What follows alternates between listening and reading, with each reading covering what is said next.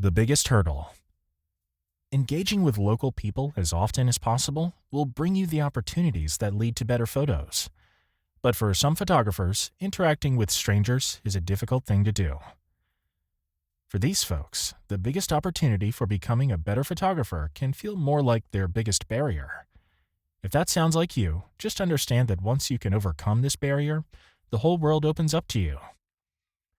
If you're an introvert, this advice may be hard to hear, but you're going to have to train yourself to take the leap of faith. You'll need to be willing and able to proactively talk with others, to interact with them, and to make friends. If you don't do that, your pictures will be sterile and lifeless. You'll make photos of landscapes, cityscapes, objects, and food, but you'll miss the thing that truly defines a culture, and that is the people who comprise it. Worse, you'll always miss out on otherwise hidden worlds in your travels, because it's the people that you meet who open up new possibilities for you both as a traveler and a photographer. So let's say for a moment that meeting new people is arduous for you. That doesn't mean it's always going to be that way. Each year, I see photographers arrive at our workshop with a fear of reaching out to strangers. Then, over the course of just a few days, I watch them overcome that fear. And then I see good things start to happen as a result. One of the most common barriers to meeting people is the fear of rejection. Approaching strangers and initiating conversations can be intimidating, as there's always the possibility of being ignored or rejected. This fear can stem from concerns about self-worth, social acceptance, or even something as simple as a desire to avoid uncomfortable situations. But overcoming this fear of rejection is crucial for photographers. Here are some strategies to help you get past it. Instead of viewing a rejection as a personal failure, reframe it as a natural outcome of a percentage of social interactions. Obviously, not everyone will be open to conversation or connection, and it often has nothing to do with you as an individual. When this happens, it helps to view it as something that's to be expected, and, just as important, as a learning experience rather than a reflection on your worth as an individual. Begin by taking small steps to overcome your fear of rejection. Start with low-risk interactions such as asking for directions or making small talk with staff at the hotel. If you gradually build up your confidence by engaging in these small conversations, you'll realize that most people are both receptive and friendly. In Vietnam in particular, people are generally approachable and eager to interact with you. That's one of the reasons we choose Hanoi as a location for our workshops. To overcome your fear of rejection, you'll first need to learn to embrace your own vulnerability, because initiating conversations with strangers requires you to be vulnerable. It's natural to feel nervous, but embracing vulnerability as a state of being can lead to more authentic and meaningful connections. Share a bit about yourself, express a genuine curiosity, and be open to revealing your feelings and experiences. By showing vulnerability, you create an environment where others feel more comfortable opening up as well. Listen more than you talk. It goes without saying that you should listen way more than you shoot. Listening attentively is an essential skill when meeting people. It shows both respect and interest in the other person. Practice active listening by maintaining eye contact, using reactive gestures, and asking relevant follow-up questions. This technique not only helps to establish rapport, but also reduces self-consciousness, because active listening makes it more about them and less about you. Focus on the other person. Ask questions about their interests or local knowledge. This way, you take the pressure off yourself as you also work to create a more engaging and enjoyable conversation. Almost to a person, the photojournalists I know who excel at photographing people share one common trait. They're genuinely interested in people, and it shows. And through that interest, they can make the person they're talking to feel like the only person in the room, or even the most important person in the world. It is important to note that sincerity is crucial, because if you're just putting on an act, people will spot you from a mile off. Am I saying that you need to be genuinely interested in people to be a good people photographer? Well, yeah, I'm saying that. And if you're not, I'm honestly not sure that I can help you, except to tell you that you're missing out on perhaps the best part of travel. The good news is that if you're willing to try, a budding interest in people can soon take on a life of its own. Every person has a story. I mean, think for a moment how layered and complex your own life is. Now extend that to 8 billion other lives, just as interesting and complex. That's a hell of a rabbit hole to explore.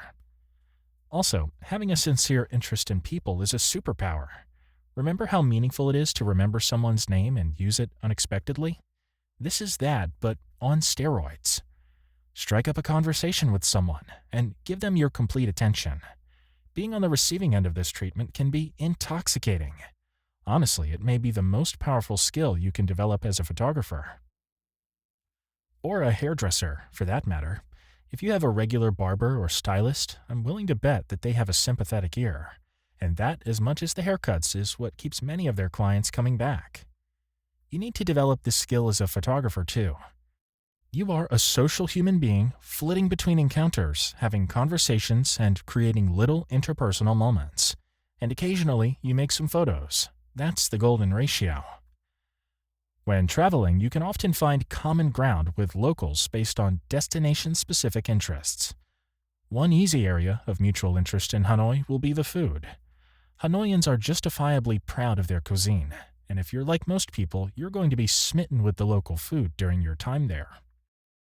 This shared context helps to bridge the interpersonal gaps and establish a sense of connection. Plus, you'll likely pick up some great tips on where to eat your next meal. Maybe this level of external engagement still scares you. If that's the case, perhaps try an internal path at first. Practice things like mindfulness and self-acceptance. Techniques such as deep breathing and/or visualization exercises can help manage interpersonal anxiety or self-consciousness. I don't worry much about meeting strangers at this point, but still I'll often take a couple of minutes to myself before I head out on a pre-dawn walk around the lake. I visualize myself meeting new people, having meaningful conversations, and making some great pictures. It's a pre-game self-pep talk. I'm that guy, and I'm heading out to do that thing. Laugh if you want, but it works. You head out ready to meet the world and expecting the universe to drop something cool into your camera. I especially love this approach for a dawn Hoan Kiem Lake walk, which I try to do every day while in Hanoi. It is a magical experience to watch the city wake up, but it's also a morning ritual that can transport you to a different place internally. While walking, I'm watching people and looking for photos, so I'm more open to noticing details. But I also try to be open internally to my new environment and be more aware of how the city is affecting me. Eventually, these dual paths of openness, external and internal, start to merge, and before you know it, you've become a better receiver overall. This state is valuable for photographers, and any techniques you can use to get yourself to this headspace are worth pursuing. Assuming that you're walking at a slow, observational pace, it takes about an hour to make your way around the lake from the hotel. But the resulting mental state, if nurtured, can easily last for the rest of the day. Our most important accomplishments as photographers happen between our ears.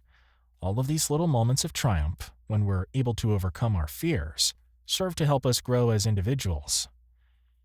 Take the occasional moment to consciously recognize this internal growth. As you meet people throughout the day, acknowledge each small achievement and successful interaction.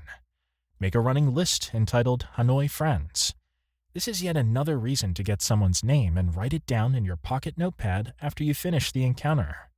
Recording every positive interpersonal experience helps reinforce the belief that approaching new people can be both rewarding and enjoyable. One of the unexpected pleasures of walking in Hanoi is seeing how quickly your smiles are returned. This emotionally supportive environment soon becomes your new normal. Many of our students report feeling symptoms of withdrawal after returning home from this more connected experience. With a bit of practice, you start to begrudgingly accept the fact that people aren't going to bite your head off if you smile at them. Quite the opposite, actually. Your next goal will be finding a way to slip into the physical flow of morning city life.